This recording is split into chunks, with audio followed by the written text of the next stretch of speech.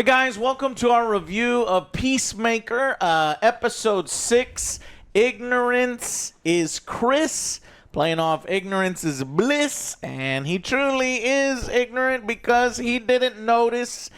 The reveal of this week is the alternate universe is, in fact, Earth X, or something like it, where the Nazis won World War II and have conquered or taken over, or their ideology has spread in America, and there are no people of color, there are no black people, Mexican people, Indian people, any kinds of people except for white people. Did not see that coming. Okay, to be fair, going all the way back, I think it was episode 2 or 3, I didn't notice. No, now, I didn't we either. have the luxury of 4 weeks of speculation, and people on the internet are really good at shit, and they'll break down an episode, they'll go frame by frame. I won't. I'll just watch something and move on.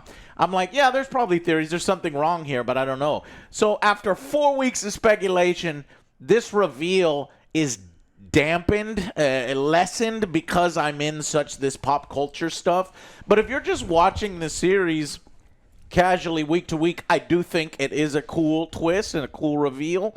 Especially if you come and watch this all in one go, you know, as some people do, I think it's another good twist. But yeah, this is the big one. This reveals this universe is not rosy and rainbows and sugar and everything nice. They literally do oppress and eliminate people that don't look like them, and the master race and all that stuff. And the Sons of Liberty apparently were the good guys, so now we have confirmation that Chris literally murdered all the good guys, which aren't really good guys. I mean, they were shooting up there and they're shooting up the place, but you know, they get radicalized and stuff. And vigilante is apparently in the Sons of Liberty as well. Motherfucking Adrian finally gets shit to do. We get good segments of Adrian, and when we do get him, Vigilante, it pays off really, really well, because while everything is different in the alternate universe, these motherfuckers are exactly the same. I just enjoyed the whole episode of him, like, laughing his ass off at everything. Just like his house, his mom, his dad, who he says isn't gay, but he's probably gay because everything is the same with Adrian, except for the fact.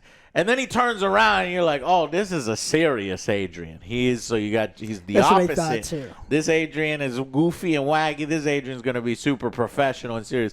No, it turns out he's exactly the same, loves all exactly the same stupid shit, and they do the Spider-Man. He's like, do the Spider-Man, you know.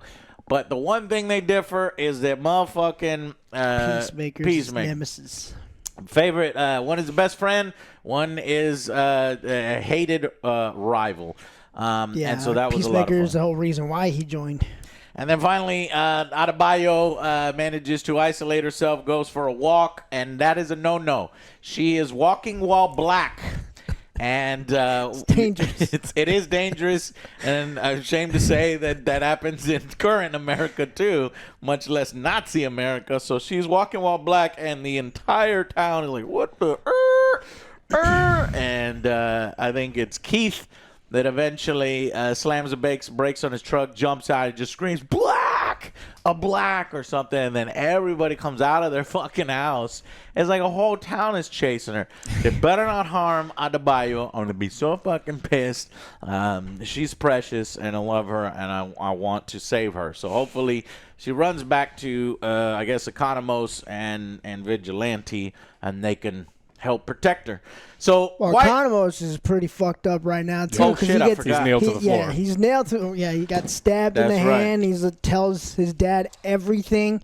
It's like, we killed your son. Economos, man. It's like, we killed your leak. son, so now this is not the real Chris. So he's gonna be pretty fucking upset. Yeah, info dump. So now Blue Dragon knows everything. Yes. What did you guys think of the? But if you didn't know, I enjoyed the episode very much. Like I said, the twist was kind of dampened because I've had 4 weeks to know what it is. Yeah, we had a lot of speculations. But I think it was still effective if I was not watching this on a week-to-week basis. Yeah, I like it. We do get the plot reveal, which we already speculated. A lot of people already guessed that. And we needed something like that to get Chris back, because if it wasn't something major like that, like we wouldn't really feel the urgency or anything for Chris to come back. It's like, just fucking stay there. But I think it does add good stakes. It gives a villain to the season. If they didn't do the Nazi, it would have been more cerebral and more complex and more character driven, where you're just gonna have to pull him because you know he doesn't belong there. Versus now we have some villains and we can do the traditional comic book thing. Yeah, good plot. Again, like you said, I'm actually glad Vigilante got something to do. I'm excited for the next one.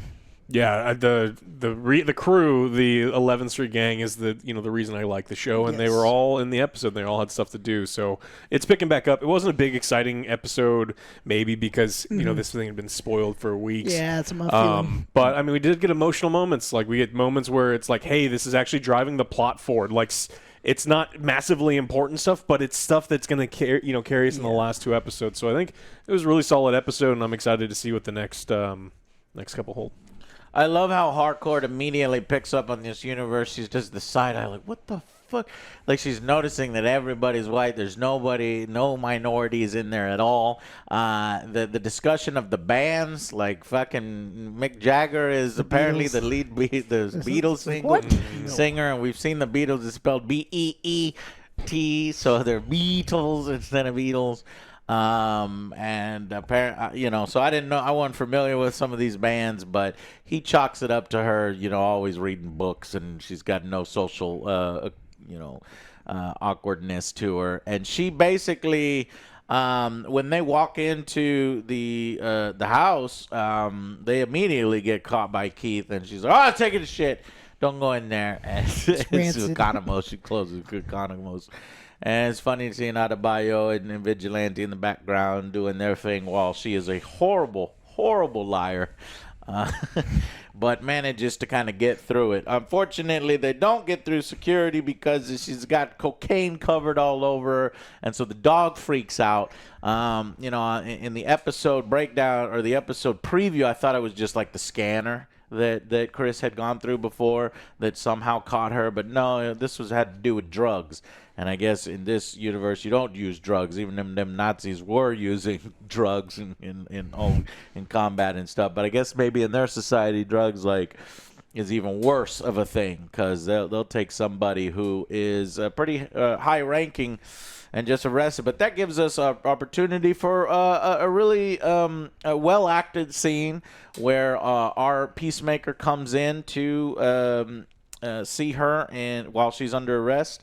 And they basically talk, and she basically shows her vulnerability for the first time to Chris. Comes out and says these things that she should have said 5-6 episodes ago. But that's how these romance things work out. And eventually Chris is like, "I don't care, and I still love you. I know." She's like, "I'm a nightmare." He's like, "I don't care."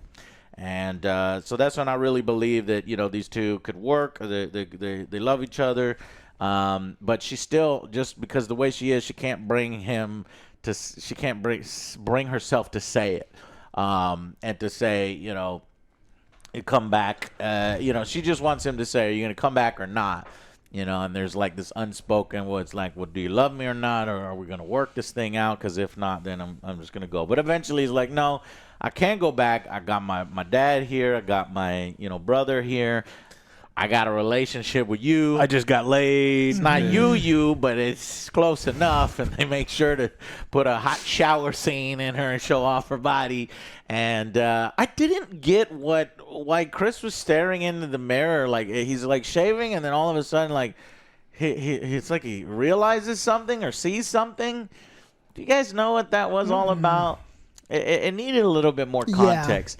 Maybe that was a realization that maybe he had post-nut clarity, that he's like, okay, that hardcore was great, but my hardcore is better, or something. It's either that, or maybe he was looking at himself in the mirror and he realized, I killed myself, and there's a little bit of that trauma that I'm living somebody else's life. We could go through a frame by frame and figure it out, but I mean, because if you kind of think about it, it's kind of fucked up, because she thinks he's the other Chris and he just had sex with her, so technically I don't Yeah, know the the Chris was a piece of implications. shit, of that. apparently. So. That, you know how Wonder Woman did that in the DC universe with Trevor and stuff. So that kind of murkiness appears here. But yeah, so what else? That pretty much covers it. Towards the end, like they both hardcore encounter each other. Like, Oh yeah, the two they're like, hardcores. arrest her. That's not That's me. not me. He's like, Yeah. so everyone is in danger. Yeah. How are they gonna get out of this? A big thing is where the fuck did Judo Master go? I don't care. Judo Master. I don't. I honestly didn't care. I'm glad he's I'm gone, and like he's gonna show back up because like for whatever reason they love this character. But I'm thinking So- he's gonna show up and kind of help them. I think Judo Yeah. Master is being set up to be killed. He's I getting a thought- lot of coverage. He's even getting behind the scenes bits where he gets to talk in these little after episode stuff. I think he's getting set up to kill. So Probably here's the because thing. I thought he was gonna help them out. It's like he sees them in danger, and he's kind of like, all right, well, I have to do this. That's when the stakes are raised and they realize, oh, these people not He's only gonna are they sacrifice Nazis, himself again. but they are killers. That they're serious about this stuff. This is a serious matter. I don't know, but he did manage to sneak into that the pocket universe, but he doesn't know the fucking code, so he might actually still be stuck in that never-ending yeah. pocket universe and not in there. But they he was did- following right behind Peacemaker, so maybe he could have seen him press the buttons. Yeah, either that or I think they did leave the door open, so maybe. Yeah, they he- left. he- Okay, he so if saw- eventually he wanders, Maybe. he could wander in there if he Yeah. didn't see the code. Okay, yeah, cool. I thought they were gonna kind of play around with her, like kind of messing it up the first time because she like did it right. What you for the codes for the doorway. opening the door. She opened the door. It's like Vigilante knows first that try. code. No, No, the the portal. doodad. Oh, The right, portal. right. 'Cause she's like, Adebayo. she's like, I think he did this, and then automatically, I was like, I thought they Damn, were kind of, Adebayo's got some good fucking memory. yeah. Well, maybe that's why she's an agent and she got hired and stuff. But we don't got time for that because we got 2 episodes left and we got to wrap this shit up. we realized who it was. Huh? Lex. Oh, big cameo here from Rick Flag. You were right. I was thinking about dressing him Superman, but I'm like, well, that's Lex. It's not Superman. So I was right. Thank you very much. Confirmation. Tip hat to me. I had this feeling because it was either episode 2 or 3 where they mentioned the poor. We need somebody. Bellevue or whatever the Oh. prison name was. And I was like, and I remember them very specifically mentioning that at the end of Superman, take him to this prison. And I was like, okay, so there's a potential that if they get desperate enough, and we're talking about pocket universes and how do we get there, we don't know much about them. Who knows much about him? It's Lex Luthor. So Nicholas Hoult makes a cameo, and they were filming Superman while at the same time they were filming Peacemaker Season 2. It was, in fact, the studio right next door, so it was very easy for Nicholas Hoult to come over. But he does feel like a different Lex. Yeah, he plays it differently. He's cursing. I mean, this is an HBO, so he gets to unleash in the movie. It's not for kids. But here he's like fucking, and then he's talking about some fucking dragon scale guy having sex with some cartoon-eyed twink. And I try to figure out who the fuck is this. It could maybe be Killer Croc and Dr. Phosphorus, but I actually think that it's so specific and so wacky that it's just unique. It's just new characters. He's in a meta prison.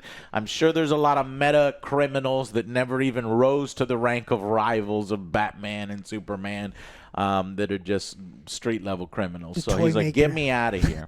I want that one can get a movie or a show. I think the Toy Maker is fun and cool. But yeah, so it's kind of crossing the line. And in Flurry, Tim Meadows' character has a funny little scene here. He's like, I don't know what to do. I got to think. And he's like, all right, just got to think. Like, What the fuck are you doing? Get out of here. fuck out of here. And it's all this piling on where I think Flurry is slowly detaching himself from Rick Flag and kind of seeing inconsistencies and violations and things like that, and him just being generally rude while Peacemaker's complimenting him. Okay, Shaft. And he's like, oh, you're going to compliment me now. Well, thank you for the compliment, but I still have to arrest you.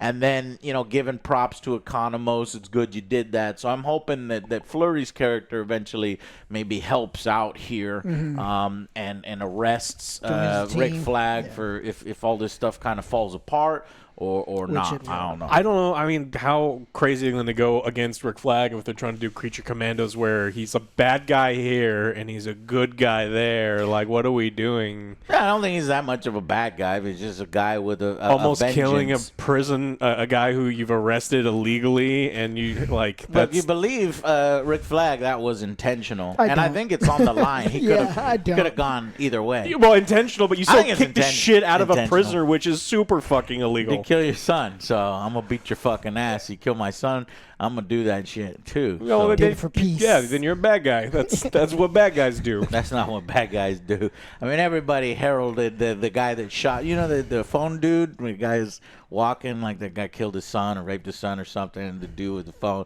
That guy didn't even go to jail. At least here in Texas, if it has to do with your fucking children and you're getting murder, vigilanteism, it's sometimes excused. Yeah, but he didn't do it. He did it because he was ordered to do it. Like it's not the same. Okay. Yeah. I think that he's not a bad guy, and that you can continue with Rick Flag if you want to in Creature Commandos. But I think the whole point of Suicide Squad is that, you know, they're kind of morally gray. They're on the line. So this kind of fits that. That was I feel like that's his punishment. He's like, look, we already know you teeter on the line. Go do this with the Creature Commando. Creature Commandos is a replacement for the Suicide Squad, and the Suicide Squad were all villains, so perhaps the leader could be a bad guy, so maybe be right in the end. Okay, so let's go ahead. I think that pretty much covers everything. Let's go ahead and give this episode a rating. 7 for me. It's mostly story-driven, which I do like. I like the plot twist that we kind of saw coming. It did damper it a little bit, but the stakes are pretty high at the very end. We do have a reason why we need to get Chris out now. I like the emotional scenes with John Cena. He did a great job. The team, love the team. It's firing on all cylinders with me. Okay. Yeah, a 7 for me. I think it could have been absolutely higher if these cable networks and these paid subscription services weren't shitbags and did a week release.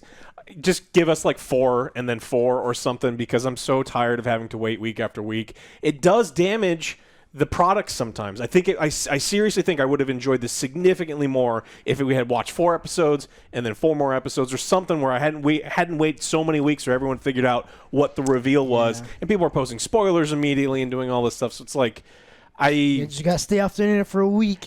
Yeah, it's tough. I just they need to keep their subscription count higher, but it's like I think you could have released all of these things and been fine. Yeah.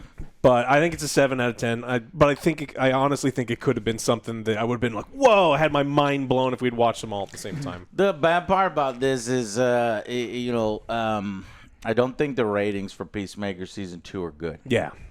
I hear they didn't even crack top 10 on Nelson rankings for, streaming series. That's real bad. That's like, I'm not sure you're even going to get a Season 3 at this point. I mean, views are real low for our, reviews for this one. I look at other reviews on YouTube, not the people watching, which is weird because that first season was very, very popular. So don't know what the drop-off is. And I think it's probably people are waiting until the end. I was thinking they that. could see it. Yeah. That could be it. Or they could just be like, yeah, I don't know. Just don't want to watch it no more. I don't know. I don't know what's going on there, but it sucks because if there is one superhero television show that I think is running on all cylinders, has great writers, has great talent, has great potential for future seasons and future stories, I think it's Peacemaker. I don't want Peacemaker to go 5 seasons. I don't think it needs to go on forever until they run out of ideas. I'd be down for a 3rd season, but if it ends on Season 2, due to low viewership, I guess I'd be okay with that because you'd get almost a complete arc. We turn Chris, Peacemaker, into a hero. So as long as in these next 2 episodes, they turn Chris into a hero and he feels like a hero, and then he can make cameos in future DCU content. But as it's going right now, usually you see HBO bragging about all their stuff. And they're not bragging. It's tough because James Gunn loves to he rehabilitates these characters that no one knows or cares about. And I think that people, there's only so much attention span you have to. I mean, Peacemaker's like an F level hero, and I like the show a lot, and I think people should watch it. But it's like, well, what would you say to the Guardians of the Galaxy? They were obscure F level, and they got 3 sequels that made progressively. Movies and TV shows are a little money. different, though. It's like even Batman TV shows like peter off and do nothing, and like we did Titans and all these other ones that kind of go nowhere. And TV it's like, shows, yeah. if you want the DCU to be successful, which I want all comic things to be successful because I like the art and I want it to be. It's like you got to stop doing this B team shit. Your second movie probably shouldn't have been Supergirl. Your third movie shouldn't have been Clayface. And if I want James Gunn to be successful, and I do, then I think he needs to start like reaching in and going like, okay, we've got these guys on the top shelf that we've kind of been ignoring, or he hasn't announced anything World's yet. finest. It's like we got to do something. I want the opposite. I agree with Alex, but I don't agree in the sense that it's like, man, we just do the same fucking thing every time. And you want numbers, you want the biggest World's impact. finest. You go straight into Back you want to Superman back, film, buddy. you go Batman and Superman. God damn it, we already fucking did that. Yeah. You know, or God damn it, here let's bring That's out the Doomsday, numbers. let's bring out Darkseid. It's like no. So it's a fucking risk. It truly is a risk taking these B-level characters, C-level characters. Supergirl is not on the upper echelon. Clayface is not. It's not even on the radar. But this is how you make new franchises. This is how you make new hits. This is how you make new zeitgeists. And it's if it works, then it works and it takes off. If it doesn't, then you kill it. And I think I'd rather this way because you can kill it and then you're like, all right, fuck it. Now we do Batman. Now we do But this. I would think like, look, you do the big hitters. Like, all right, now you can do like the little project that you want to do. That's what they always do. As opposed to Yeah. like, oh, well, They this do the didn't big work. hitters, They don't want this. then- Cancel everything. Yeah, I think it's smarter this way if you do small hitters and you build up to your big hitters because even if your mid and lower hitters are not hitting, well, it's like, well, these are my mid and my lows. So as long as the studios and the budgets are within reason and expectations. So it's like, yeah, we don't expect Supergirl to make $500 million, you know. So we'll see. Real people don't, Yeah. but like the corporate people, like, don't. We expect this. Right, This is but what those we are the want. people that have to have their And then expectations Yeah. aligned. I'm just worried that we're going to continue. Like, no one's going to watch Creature Commandos, and no one's going to watch this show, and then comparatively, no one's going to watch Supergirl and Clayface, and they're just going to be like, we're going to give you less money. It's like, no, I want him to make his big projects that come later, and I want him to, I think that that's already happening though. It's already happening. That they're like- so that nobody's watching these. It's Yeah. already happening. So, like, I want to But do you Darkseid. have- It's like, but we that's don't what get I'm money for saying. Darkseid. You have to have lower expectations. Lowered expectations Yes. for the DC universe. I'm sorry. got That's a just the way great it is. costume We guy are here. in the midst of superhero atrophy. I mean, this has been going for decades now, and people are is. tired of it.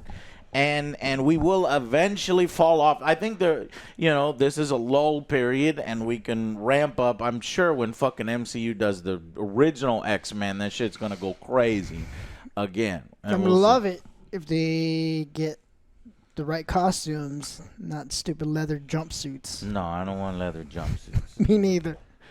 I want it to look They've good. shown that they could do the right Yeah. costumes already.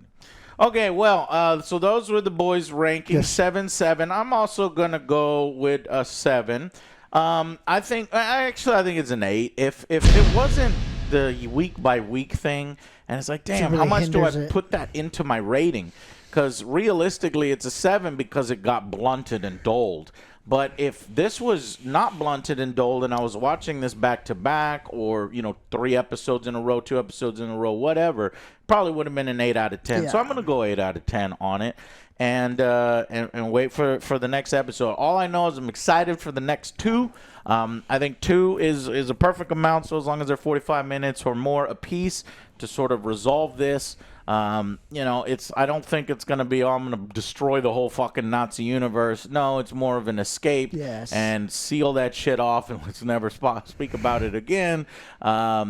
And so as long, and there has to be some stakes, so I do think there's a character death in there maybe. Judo. So Judo Master is what I'm He's thinking gonna is be coming. helping them and then sacrifice himself. Either that or the good vigilante is going to die. Well, good. I guess they're... No, actually, vigilante is a psychopath. He's not a Yes. good guy. Our vigilante is not a good guy. He kills the bad guys. He can... I don't know, Joke. Does he? He kills Johns just for having sex with prostitutes? It's a just crime, for having Joe. sex for prostitutes. I don't think it's a crime everywhere, is it? I don't know. So these guys are not particularly good. It's just that he's so adorable that we like him. He's great. He was in the actor. He was in recycling. Harry Potter, and he was in Game of Thrones, and everyone loves this guy. It's so surprising to hear him speak because he's straight up British, you know. But he does a really good, American accent, weirdo. But anyways, so I think maybe he might die. The Sons of Liberty version of Vigilante, maybe in defense of this Vigilante or something. So we'll see. You don't think there's going to be a revolution type thing, and then they leave when they start a revolution, and then they leave and seal the door type? Oh, interesting. Okay, so you could potentially save America or save this particular universe by helping the Sons of Liberty just a in little some way? bit, and then you shut the door, and then Okay, that could be it as well. But again, he's not going to get his comeuppings where it's like, oh, you're a hero now in this universe, because that happened last season and he still didn't get the props that he deserved. So he's just going to have to be okay with knowing that he's good deep down and he has made a complete character arc, and maybe he ends up with Harcourt, the love of his life. So that could be the happy ending that we Both get. damaged goods. And we'll see how much it sets up future content. I think that this is about as maximum as we're going to get with setting up future content. Maybe towards the end, there will be one more scene with Nicholas Holtz, Lex Luthor, and Rick Flag, where it's like, okay, here's the device. You can use this. Do you like this, Lex? Better than... Don't know. Yes, just Oh, okay. better than a piece of shit does not mean like it. I still don't find him menacing He's or all right. smart, and I think he's all right. I want to love Lex Luthor because I think I don't think he's good, but I think he's fascinating as a character. I'm still on the fence. And I hate to I admit, think he's I wish all you wouldn't right. have brought it up. But it's But like- when I'm watching him, I'm like, it's not really feeling Lex Luthor. I'm feeling something, but I'm not feeling Lex Luthor. And I want to like him. I want to like Nicholas He's a Hoult. great actor. I want to like this Yeah. version of Lex Luthor, but it does Just needs rub more- me that Jolly Rancher way, and I don't like it. Yeah, I just want him to feel smarter and more menacing. Well, he's better than that one on Kevin Spacey. Kevin Spacey. Yeah. Wrong. Wrong. Kind of liked his performance, at the time, the type of person Kevin Spacey is. Fuck Oh, no, yeah. but I thought he was menacing enough. Maybe a little more menacing. I got to see maybe Nicholas Hoult scream out, "Wrong!" and we'll see how that works. I do like that he's walking with a cane, so motherfucking Crypto messed his ass up. Yeah. For talking shit. And they'll probably continue that, so his armor will help him walk and stuff. And he just has now a personal vendetta against Superman and fucking in Crypto. I'm gonna go with 8 out of 10, and that's it. So that's pretty much it. We also covered the episode here, so we don't really need to go into a breakdown. Every once in a while, they'll have these extended scenes. If you watch to the very end, this extended scene was Harcourt coming up with more excuses with the snow globe. Just some funny outtakes where he's like, yeah, his mom gave this to me. And she did. I talked to her, all the time. He's like, his mom died when he was 2. And she was like, yeah, she's her ghost. I'm talking to her ghost. She haunts, and so it's like some funny things. But so far, a lot of the outtakes have not been, laugh out loud funny. And I guess that's why they're cut and they're on their cutting room floor. I just wish some of those hit a little harder and were a little more fun. But you can tell they were having fun on set.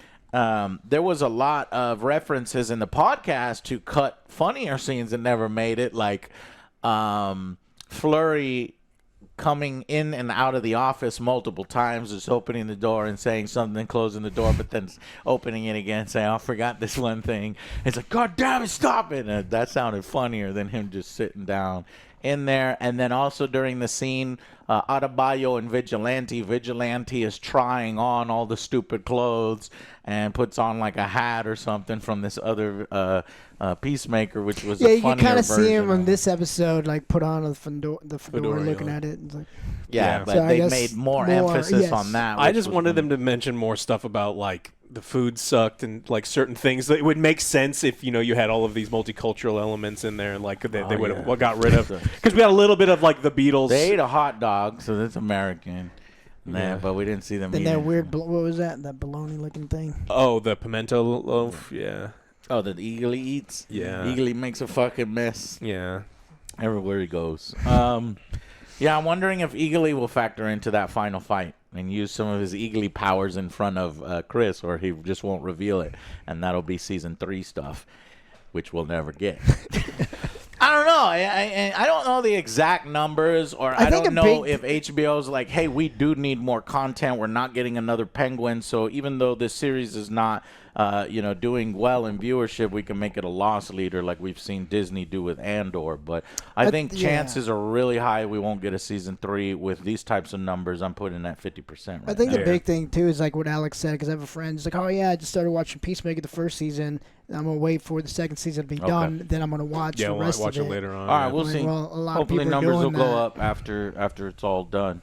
But thank you guys for going on the journey with us and watching here, our small elite group of DCU enjoyers and watchers, and just hanging out with us week to week. So we got 2 more weeks, and I'm excited for them. And we'll see you guys on the next Angry Joe Show. Bye, guys.